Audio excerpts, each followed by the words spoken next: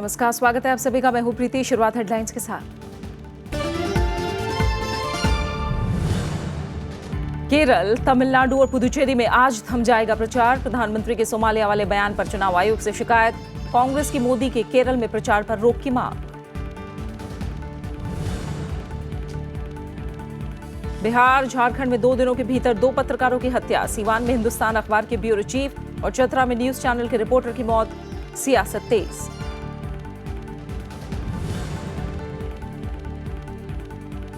सूखे पर supreme court के सख्त निर्देश। कहा, मनरेगा का बकाया जल्द करें जारी। केंद्र, देर से भुगतान पर देना होगा मुआवजा। गर्मी की छुट्टियों के दौरान स्कूली बच्चों को मिड डे मील देने का आदेश।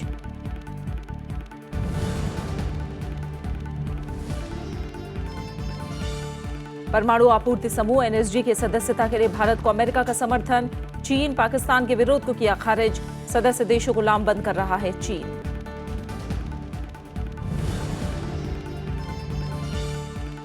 नेपाल सरकार की बढ़ी मुश्किलें। मधेसियों का आज से नए सिरे से आंदोलन। 2 दर्जन स्थानीय समूहों का मिल रहा है समर्थन। काठमांडू में सरकारी सचिवालय का कल करेंगे घेराव।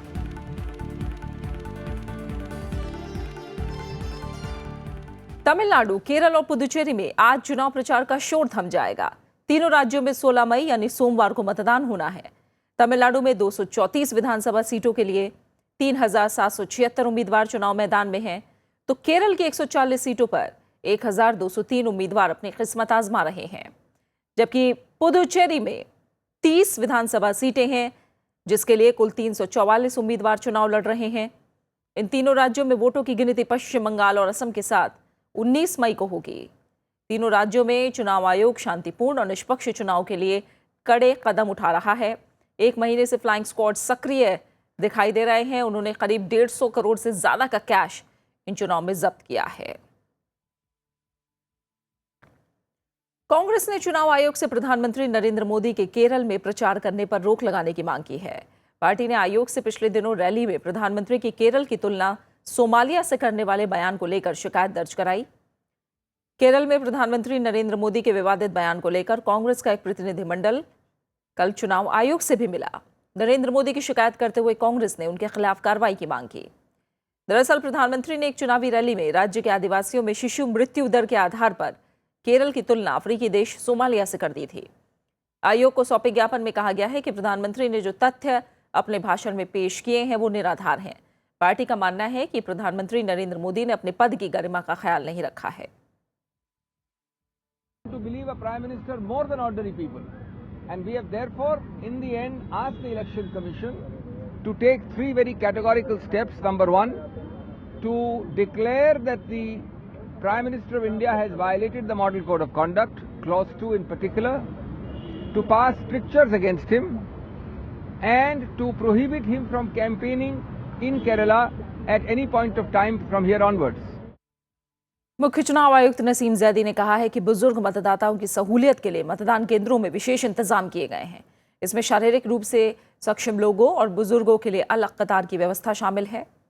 मुख्य चुनाव आयुक्त का यह बयान राष्ट्रीय मानवाधिकार आयोग की उस चिट्ठी के जवाब में आया है, जिसमें केरल में मतदान के दौरान बुजुर्गों के लिए अलग से लाइन बनाने का निर्देश देने का अनुरोध किया गया था। चुनाव आयोग की तरफ से जारी निर्देशों में कहा गया है कि ऐसे लोगों के लिए मतदान केंद्रों में एक हेल्प डेस्क बनाई जाएगी।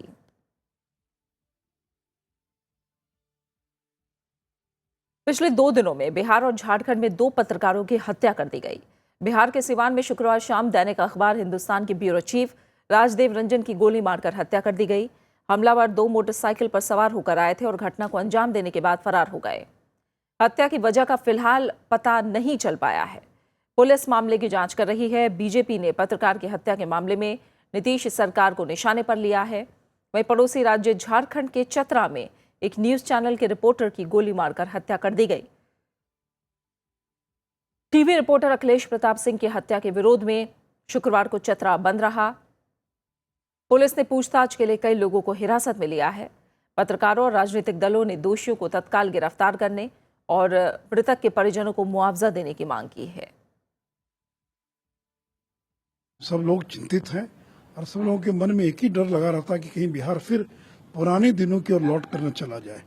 15 साल जो लालू का जंगल राज था, बड़ी मुश्किल से बिहार को निकालकर हम लोग एक रास्ते पर लाए थे, लेकिन लग रहा है कि बिहार धीरे धीरे फिर पुराने दिनों की ओर लौट कर जा रहा है। तो मैं सरकार को आग्रह करूंगा कि अविलंब अपराधियों को गिरफ्तार करना चाहिए। सरकार इन घटनाओं पे बहुत गंभीर है। जो भी अपराधी होंगे, जो भी दोषी होंगे, वो पकड़े जाएंगे। और इस तरह से बार बार इस तरह की घटनाएं हो रही हैं, घटनाओं पे विपक्ष और मीडिया जिस तरह से शोर मचा रहा है, तो कहीं ना कहीं ये लगने लगा है कि एक परसेप्शन देने की कोशिश की जा रही है। इधर बिहार में बिगड़ती कानून व्यवस्था का आरोप लगाते हुए बीजेपी और एनडीए में शामिल कई दलों के नेताओं ने राष्ट्रपति प्रणब मुखर्जी से मुलाकात की और उनसे दखल की अपील करते हुए राज्यपाल से हालात की रिपोर्ट तलब करने की मांग की। बीजेपी का आरोप है कि गया समेत दूसरे मामलों में राज्य सरकार अपराधियों को बचाने में लगी है और राज्य में कानून व्यवस्था ठप हो गई है। सामूहिक हत्या जो हो रही है, सत्ता के संरक्षण में ये हत्याएं हो रही है। हम लोगों का कहना ये था कि उसकी जांच कराइए और अविलंब आप महामहिम राज्यपाल महोदय से एक वहाँ की अद्यतन स्थिति जो लॉ एंड ऑर्डर की है वो छिन्न विच्छिन्न हो गया है, छत विछत हो गया है, अविलंब मंगाएं और आवश्यकता पड़े तो उस पर जो भी आप सम्यक कार्रवाई हो सकता है वो कार्रवाई करें। हरियाणा में जाट आंदोलन के दौरान हुई हिंसा के दौरान 90 अधिकारियों पर लापरवाही बरतने का मामला सामने आया है। शुक्रवार को उत्तर प्रदेश के पूर्व डीजीपी प्रकाश सिंह ने इस मामले में कमेटी की जांच रिपोर्ट सौंप दी। वहीं राज्य सरकार का कहना है कि वो रिपोर्ट पढ़ने के बाद आगे की कार्रवाई करेगी। जाट आंदोलन के दौरान हुई हिंसा की जांच के लिए गठित प्रकाश सिंह कमेटी ने हरियाणा सरकार को रिपोर्ट सौंप दी है। इसमें हिंसा के दौरान कई अधिकारियों की ओर से कोताही बरतने का जिक्र है। इस मामले में हरियाणा के गृह विभाग को सभी सबूत सुपुर्द कर दिए गए हैं। कुछ लोग ऐसे भी थे जिन्होंने मतलब ये लगता है कि उन्होंने कह दिया ठीक है कुछ घंटे ये अपना करते रहो, उसके बाद हम पहुंचेंगे, छोड़ दिया। हमने अधिकारियों की जो गलतियां हैं वो हमने उजागर कर दी हैं और अब ये सरकार के ऊपर है कि उन गलतियों को ध्यान में रखते हुए उन अधिकारियों के खिलाफ क्या कार्रवाई करें। कमेटी ने हरियाणा के उन 8 जिलों का दौरा किया जहां आंदोलन के दौरान हिंसा का सबसे ज्यादा असर पड़ा।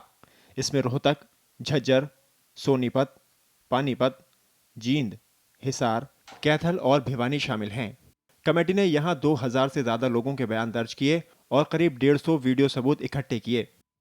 हरियाणा के मुख्यमंत्री मनोहर लाल खट्टर का कहना है कि राज्य सरकार कमेटी की रिपोर्ट के अध्ययन के बाद आगे की कार्रवाई करेगी।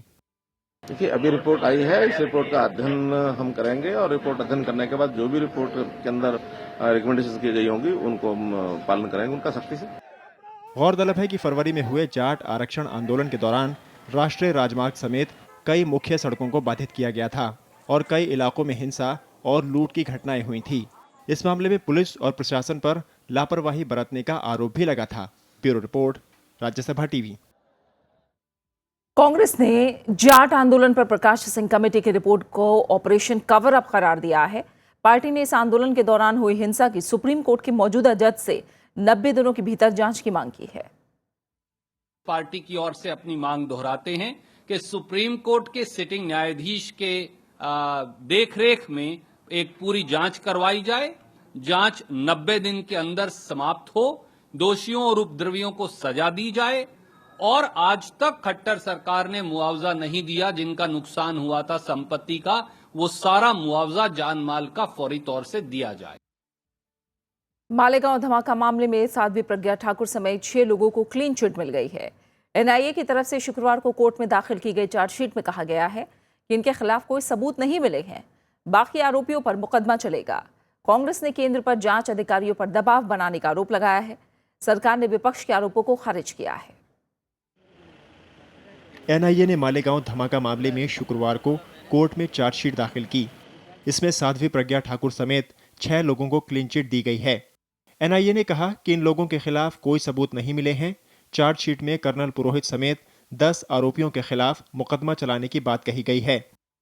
जो एनआईए ने चार्जशीट फाइल की है उसके अंदर उन्होंने 4 जो आरोपी है, साध्वी प्रज्ञा सिंह ठाकुर, श्याम साहू, शिवनारायण कलसंग्रा और प्रवीण टक्कल की अलियास प्रवीण मुतालिक, ये चारों के डिस्चार्ज करने की उन्होंने रिकमेंड किया। उन्होंने कहा कि there is no evidence to prosecute them, उनके खिलाफ कोई एविडेंस नहीं है। कांग्रेस ने केंद्र की एनडीए सरकार पर जांच अधिकारियों और एजेंसियों पर दबाव बनाने और आरोपियों को बचाने का आरोप लगाया। केंद्रीय मंत्रिमंडल के ऊपर, प्रधानमंत्री पर और गृह मंत्री पर कि वे आतंकवादी गतिविधियों में संघ के कार्यकर्ताओं को बचाने के लिए वे पुलिस पर, एनआईए पर, पुलिस अफसरों पर दबाव डाल रहे हैं। गृह राज्य मंत्री किरेन रिजिजू ने पिछली यूपीए सरकार पर जानबूझकर कुछ लोगों को फंसाने का आरोप लगाया। उन्होंने सरकार की ओर से जांच एजेंसियों पर किसी भी तरह के दबाव से इनकार किया। उसको लेकर के कांग्रेस और यूपीए समय में उन्होंने एक राजनीतिक मोड़ देने का जो प्रयास किया वो गलत हुआ। हम लोगों के समय में हमारे जो एजेंसियों को बिल्कुल छूट दिया गया है, उनको कोई दबाव नहीं, कोई इंटरफेरेंस नहीं किसी भी स्तर में। एनआईए ने इस मामले की जांच 2011 में महाराष्ट्र एटीएस से ली थी और सभी आरोपियों, गवाहों और सबूतों की फिर से जांच की। कई लोगों के नए सिरे से बयान दर्ज किए गए। 2008 में मालेगांव धमाके में 7 लोगों की मौत हुई थी और करीब 80 लोग घायल हो गए थे। महाराष्ट्र एटीएस ने मकोका कानून के तहत 16 लोगों को आरोपी बनाया था। Bureau report, Rajya Sabha TV. Delhi high court की तरफ से जेएनयू प्रशासन की कार्रवाई पर सशर्त रोक के बाद छात्र संघ ने 16 दिन से चली आ रही भूख हड़ताल खत्म कर दी है। इससे पहले दिल्ली हाईकोर्ट ने जेएनयू प्रशासन की तरफ से छात्रों के खिलाफ की गई कार्रवाई पर रोक लगा दी थी। साथ ही कन्हैया कुमार सहित छात्रों को कोई प्रदर्शन या हड़ताल नहीं करने के लिए कहा था। कोर्ट ने इस मामले में जेएनयू प्रशासन से जवाब मांगा है। राज्यसभा की कार्यवाही कल अनिश्चितकाल के लिए स्थगित कर दी गई। शुक्रवार को सदन में सेवानिवृत्त होने वाले सांसदों को विदाई दी गई। इस मौके पर प्रधानमंत्री नरेंद्र मोदी ने उनके कार्यकाल में जीएसटी नहीं पारित होने पर दुख जताया। उन्होंने कहा कि अगर ये विधेयक पारित हो जाता तो इससे राज्यों का ज्यादा भला होता। प्रधानमंत्री नरेंद्र मोदी ने सेवानिवृत्त हो रहे सांसदों को शुभकामनाएं देते हुए कहा कि अच्छा होता कि अगर आपके रहते जीएसटी विधेयक पारित हो जाता। उन्होंने कहा कि इससे देश के साथ साथ राज्यों को भी फायदा होता। साथ ही आप जिस राज्य का प्रतिनिधित्व कर रहे हैं वहां के लोगों को आप पर और ज्यादा गर्व होता। जीएसटी से बिहार का भरपूर लाभ होने वाला था, यूपी को भरपूर लाभ होने वाला था। 1 या 2 राज्य को छोड़कर के सब राज्यों को भरपूर फायदा होने वाला था। और इस सदन में आए हुए लोगों का ये दायित्व बनता था और ये गर्व हो कि आपको वो मौका नहीं मिला है, लेकिन आप में से जो वापस आएंगे मुझे विश्वास है उनको ये अवसर मिलेगा और जिस राज्य से आएंगे उस राज्य की भलाई का एक महत्वपूर्ण काम आपके हाथों से होगा जो वापस आएंगे। प्रधानमंत्री ने वन रोपण निधि विधेयक नहीं पारित होने पर भी चिंता जताई। कांग्रेस सांसद आनंद शर्मा ने आरोप प्रत्यारोप की वजह से जीएसटी विधेयक नहीं पारित होने पर निराशा जताई। ये भी सही है कि देश हित समझना सत्ता पक्ष और प्रतिपक्ष दोनों के लिए जरूरी है। हमने भी अनुभव किया है, जब हम उस तरफ बैठे थे तो गतिरोध और आम सहमति न बनने के कारण जिस जीएसटी का आपने जिक्र किया उस बरसों रुकी रही। हम सोचते हैं कि आज एक ऐसा वातावरण बने देश में जो राजनीतिक संवाद में कटुता आ गई है, उस कटुता को, कड़वेपन को दूर किया जाए। प्रधानमंत्री ने सेवानिवृत्त हो रहे 53 सांसदों से कहा कि उनके 6 साल के कार्यकाल में दोनों सरकारों को उनके अनुभवों का लाभ मिला। उन्होंने सांसदों के योगदान की सराहना करते हुए उनका शुक्रिया अदा किया। कृति मिश्रा, राज्यसभा टीवी। खबरें जारी हैं, रुक रहे हैं एक छोटे से ब्रेक के लिए।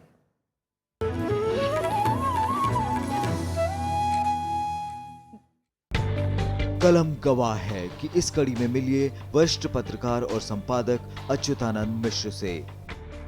संपादक की सत्ता धीरे धीरे कमजोर जरूर हो रही थी, स्वतंत्र संपादकों की, मालिकों की सत्ता बढ़ रही थी, लेकिन खबरों में कोई समझौता नहीं करते थे। राष्ट्रवाद का कहीं दूर दूर तक के कोई अर्थ नहीं है कि सरकार का विरोध न हो और सरकार का विरोध न करना राष्ट्रवाद है। राष्ट्रवाद एक अलग तरह की अवधारणा है और उसका संबंध राजनीति से कम है, संस्कृति से ज्यादा है। कलम गवाह है शीर्ष संपादकों से संवाद सिर्फ राज्यसभा टेलीविजन पर।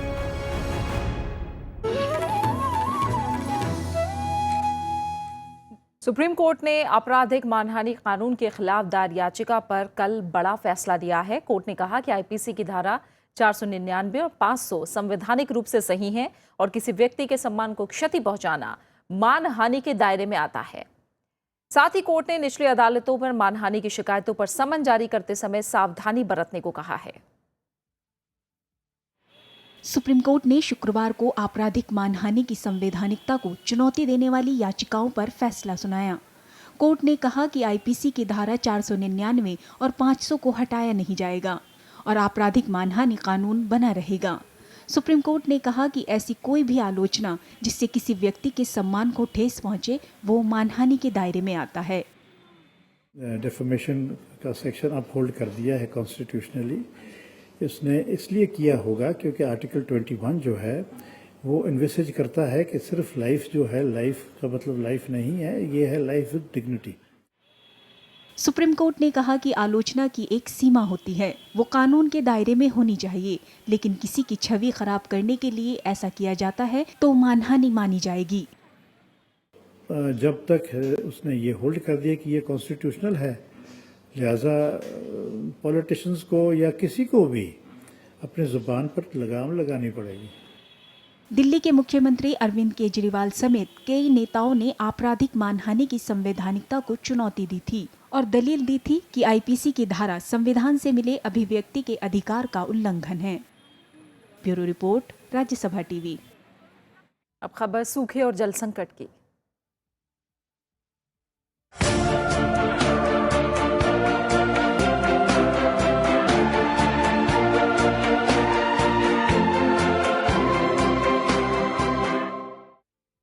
सुप्रीम कोर्ट ने केंद्र सरकार को आदेश दिया है कि वो मनरेगा का बकाया पैसा जल्द से जल्द जारी करे, जिससे सूखा पीड़ित इलाकों में लोगों को रोजगार मुहैया हो सके। साथ ही इन इलाकों में मनरेगा की मजदूरी में देरी से भुगतान पर मुआवजा दिया जाए। बच्चों को राहत देते हुए सुप्रीम कोर्ट ने कहा कि सूखा पीड़ित राज्यों में गर्मियों की छुट्टी के दौरान भी मिड डे मील दिया जाए। मनरेगा और खाद्य सुरक्षा कानून के प्रभावी तरीके से अमल न होने के लिए सुप्रीम कोर्ट ने केंद्र और राज्य सरकारों को जिम्मेदार ठहराया। कोर्ट ने कहा कि सरकार फंड की कमी का बहाना बनाकर हालात से मुंह मोड़ नहीं सकती। उसे फौरन मनरेगा के तहत जरूरी बकाया पैसा मुहैया कराना चाहिए। सुप्रीम कोर्ट ने राज्यों को निर्देश दिया कि पीड़ित राज्यों में राष्ट्रीय खाद्य सुरक्षा कानून के प्रभावी क्रियान्वयन के लिए कमिश्नरों की नियुक्ति की जाए और सार्वजनिक वितरण प्रणाली को मजबूत बनाया जाए। The court has drawn attention to several statutes, the National Disaster Management Act, the National Food Security Act, the Rural Employment Guarantee Act, many of which are not being followed by the Government of India or the state governments. Court ने कहा कि केंद्र सरकार केंद्रीय रोजगार guarantee परिषद का गठन करे ताकि फसलों के नुकसान पर किसानों को मुआवजा सुनिश्चित हो। साथ ही राज्य फसल के कर्ज के पुनर्गठन के बारे में आरबीआई के निर्देशों का पालन करें। सुप्रीम कोर्ट ने सूखाग्रस्त इलाकों में गर्मी के पूरे सीजन के दौरान स्कूली बच्चों को मिड डे मील मुहैया कराने के निर्देश दिए। सूखा प्रभावित इलाकों में सभी परिवारों को राशन मिलना चाहिए। राशन कार्ड हो ना हो, सबको इसका लाभ मिलना चाहिए और ये कहा है कि पैसे की कमी का बहाना नहीं बना सकते। सुप्रीम कोर्ट ने कहा कि मनरेगा के तहत राज्यों को काम देना होगा और इसको लागू करना उनकी जिम्मेदारी है। इस मामले की अगली सुनवाई 1 अगस्त को होगी, जब राज्य सरकारें स्टेटस रिपोर्ट दाखिल करेंगी। इससे पहले 11 मई को सर्वोच्च न्यायालय ने कहा था कि सरकार सूखे से निपटने के लिए स्पेशल टास्क फोर्स का गठन करे और आपदा राहत कोष बनाए। कोर्ट ने कहा था कि गुजरात, हरियाणा और बिहार जैसे राज्य सूखे जैसी स्थिति से निपटने में लापरवाही बरत रहे हैं। प्रणव गोस्वामी, राज्यसभा टीवी। कृषि वैज्ञानिकों का मानना है कि बुंदेलखंड के भयावह सूखे और जल संकट का संबंध जलवायु परिवर्तन से भी है। उसके सीधे लक्षण दिखने लगे हैं। इससे फसलों की भारी बर्बादी हो रही है। इस मसले पर भारतीय मृदा और जल संरक्षण संस्थान दतिया के प्रधान वैज्ञानिक डॉक्टर एसपी तिवारी से हमारे संवाददाता अरविंद कुमार सिंह ने बातचीत की। बहुत सारे इलाके हैं जहाँ बड़ा भारी जल संकट हो रहा है। यहाँ भी बहुत सारे परंपरागत पुराने तालाब वगैरह रहे हैं जो कभी सूखते नहीं थे, वो भी सूख रहे हैं। एक मोटे तौर पर जाने बात आ रही है कि जलवायु परिवर्तन हो रहा है तमाम इलाकों में। क्या आप लोगों ने इस इलाके में भी ऐसा ऑब्जर्व किया है कि जलवायु परिवर्तन के कुछ लक्षण यहाँ नजर आ रहे हैं? हाँ, जलवायु परिवर्तन में पहली चीज़ तो ये कि गर्मी जो है बढ़ रही है। दूसरा, हमारी बहुत जो खास तौर से यहाँ की एक मूल वनस्पति है जिसको हम लोग पलाश नाम देते हैं। पिछली बार हमने अनुभव किया कि ऐसा कहा जाता है कि भाई होली के मौसम से पहले इसको फूलना चाहिए, पर पिछली बार हमने देखा कि होली बीत जाने के करीब 1 महीने बाद जो है इसमें फूल आया। तो ये एक मौसम परिवर्तन का लक्षण है, क्योंकि बहुत सारे लक्षण हो सकते हैं, उसमें इस तरह के ऑब्जर्वेशन दिए हैं। दूसरा, हमारा जो बरसात हो रही है उसमें भी जो है हम देखें कि लगातार या तो खंड वृष्टि की स्थिति बन रही है, कभी अगर टोटल बरसात ज़्यादा भी हुई उसके बावजूद भी जो है बीच बीच में 18-18, 20-20 दिन के गैप आ जाते हैं, उसकी वजह से फसल बहुत ज़्यादा प्रभावित होती है। इसमें सर जो सबसे पहली मुख्य बात है जिसके लिए मध्य प्रदेश सरकार इस पर सब्सिडी भी किसानों को दे रही है कि गहरी जुताई इस क्षेत्र के लिए बहुत आवश्यक है। उसका फ़ायदा ये मिलता है कि पानी का संधारण तो बढ़ता ही है, साथ ही साथ दूसरे भी उसके बहुत सारे फायदे हैं। वहीं बंगाल की खाड़ी में मानसून की हलचल तेज हो गई है। मौसम की जानकारी देने वाली संस्था स्काईमेट के मुताबिक अगले हफ्ते अंडमान में मानसून की शुरुआत हो सकती है और बारिश के 28 से 30 मई के बीच केरल पहुंचने की संभावना है। इसके बाद देश के दूसरे इलाकों में मानसून सक्रिय हो जाएगा। वहीं मौसम विभाग के मुताबिक 14 मई को श्रीलंका के पास बंगाल की खाड़ी में एक कम दबाव का क्षेत्र बनने की आशंका है। इसकी वजह से तमिलनाडु के तटीय इलाकों में तेज हवाएं चलने की आशंका है। प्रधानमंत्री नरेंद्र मोदी ने श्रीलंका से तमिल मछुआरों की समस्या का स्थायी हल निकालने को कहा है। नरेंद्र मोदी ने शुक्रवार को दिल्ली में श्रीलंका के राष्ट्रपति मैत्रीपाला सिरिसेना से मुलाकात की और इस मसले को उठाया। ये जानकारी विदेश मंत्रालय के प्रवक्ता विकास स्वरूप ने दी है। इस दौरान दोनों नेताओं ने मछुआरों की समस्या के अलावा दूसरे कई द्विपक्षीय मसलों पर भी चर्चा की। इसमें आपसी व्यापार को बढ़ावा देने पर भी जोर दिया गया। बैठक के दौरान नरेंद्र मोदी ने श्रीलंका में जारी भारत प्रायोजित योजनाओं का हाल जाना। सिरिसेना शुक्रवार को ही भारत के 2 दिवसीय दौरे पर नई दिल्ली पहुंचे हैं। आज उनके सिंहस्थ कुंभ में भाग लेने के लिए उज्जैन जाने का कार्यक्रम है। इस दौरान प्रधानमंत्री नरेंद्र मोदी भी उनके साथ होंगे। अमेरिका ने परमाणु आपूर्ति समूह यानी एनएसजी में भारत के प्रवेश का समर्थन किया है। अमेरिकी विदेश मंत्रालय के प्रवक्ता जॉन किर्बी ने कहा है कि भारत मिसाइल प्रौद्योगिकी नियंत्रण व्यवस्था की आवश्यकताओं को पूरा करता है और वो एनएसजी में शामिल होने के लिए तैयार है। अमेरिका का ये बयान उन खबरों के जवाब में आया है जिसमें कहा गया है कि भारत को शामिल करने से रोकने के लिए चीन और पाकिस्तान एक साथ आ गए हैं। चीन का कहना है कि भारत और पाकिस्तान के बारे में समानता के आधार पर फैसला किया जाए। चीन इसके लिए एनएसजी सदस्य देशों को लामबंद करने में जुटा है। चीन का कहना है कि समूह में शामिल होने के लिए परमाणु अप्रसार संधि यानी एनपीटी पर हस्ताक्षर एक महत्वपूर्ण मानक है। चीन दावा कर रहा है कि उसके रुख का 48 सदस्यीय समूह के कई सदस्य समर्थन कर रहे हैं। पिछले महीने के आखिर में भारत ने एनएसजी सदस्यता के लिए आधिकारिक तौर पर प्रेजेंटेशन दिया था। नेपाल सरकार को आज से फिर मधेसी आंदोलन का सामना करना पड़ रहा है। मधेसी आंदोलनकारियों ने आज से सरकार के खिलाफ नए सिरे से मोर्चा खोल दिया है। राजधानी काठमांडू में रैली और विरोध प्रदर्शन किए जा रहे हैं। रविवार से आंदोलनकारी सिंह दरबार सचिवालय के सामने बेमियादी धरना देंगे। 7 मधेसी दलों और कई जातीय संगठनों के गठबंधन ने अधिक अधिकारों, पर्याप्त प्रतिनिधित्व और प्रांतीय सीमा के पुनर्सीमांकन की मांग को लेकर फिर आंदोलन कर रहे हैं। पिछले साल मधेसी संगठनों ने नई संविधान को लेकर भारत से सटे इलाकों में बड़े पैमाने पर करीब 6 महीने आंदोलन किया था और सीमाओं की नाकेबंदी कर दी थी, जिसके चलते नेपाल में जरूरी चीजों की आपूर्ति पर असर पड़ा था।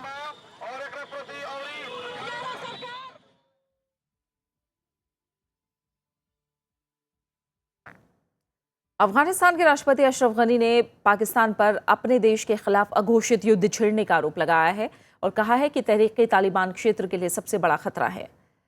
लंदन में रॉयल यूनाइटेड सर्विसेज इंस्टीट्यूट में गुरुवार को दिए लेक्चर में उन्होंने शांति वार्ता में अवरोध और अफगानिस्तान में विदेशी लड़ाकों की मौजूदगी पर निराशा जताई।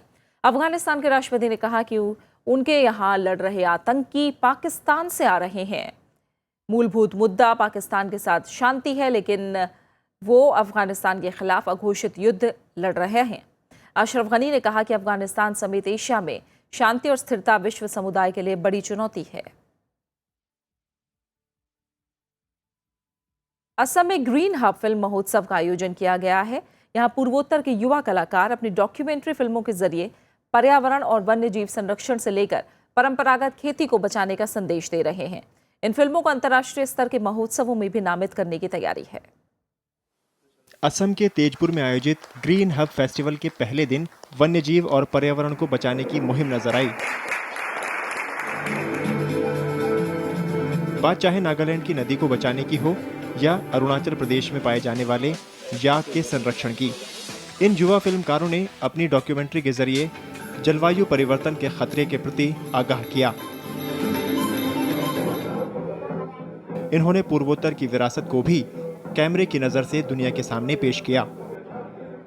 We forget the things, the minor things, you know, the major things, the air, the soils, right? So I want to give this message to the world that even these are so important to our life.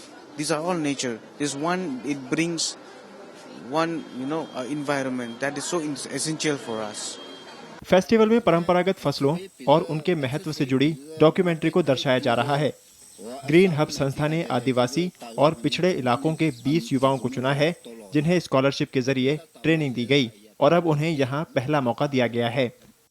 पूरे north east के जो 8 states है, it's open to youth from all दो states. तो इसमें ये भी एक चीज है, apart from training and linking to nature, to also bring everybody together into one place.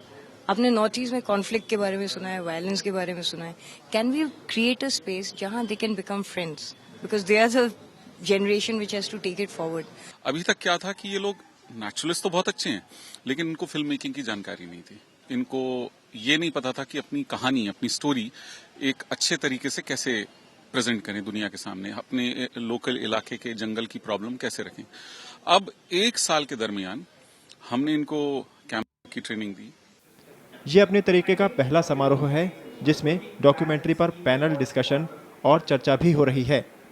15 मई तक चलने वाले इस फेस्टिवल में कई जाने माने फिल्मकार और पर्यावरणविद हिस्सा ले रहे हैं। तेजपुर से पंचानन मिश्रा, राज्यसभा टीवी। आखिर में हेडलाइंस। केरल, तमिलनाडु और पुदुचेरी में आज थम जाएगा प्रचार। प्रधानमंत्री के सोमालिया वाले बयान पर चुनाव आयोग से शिकायत। कांग्रेस की नरेंद्र मोदी के केरल में प्रचार पर रोक की मांग। बिहार, झारखंड में 2 दिनों के भीतर 2 पत्रकारों की हत्या। सीवान में हिंदुस्तान अखबार के ब्यूरो चीफ और चतरा में न्यूज चैनल के रिपोर्टर की मौत। सियासत तेज। सूखे पर सुप्रीम कोर्ट के सख्त निर्देश। कहा मनरेगा का बकाया जल्द जारी करे केंद्र।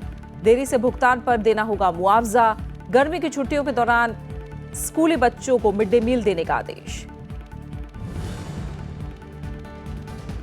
परमाणु आपूर्ति समूह एनएसजी की सदस्यता के लिए भारत को अमेरिका का समर्थन। चीन पाकिस्तान के विरोध को किया खारिज। सदस्य देशों को लामबंद कर रहा है चीन। नेपाल सरकार की बड़ी मुश्किलें। मधेशियों का आज से नए सिरे से आंदोलन। 2 दर्जन स्थानीय समूहों का मिल रहा है समर्थन। काठमांडू में सरकारी सचिवालय का कल घेराव। फिलहाल इस बुलेटिन में इतना ही। आगे देखिए कलम गवाह है। नमस्कार।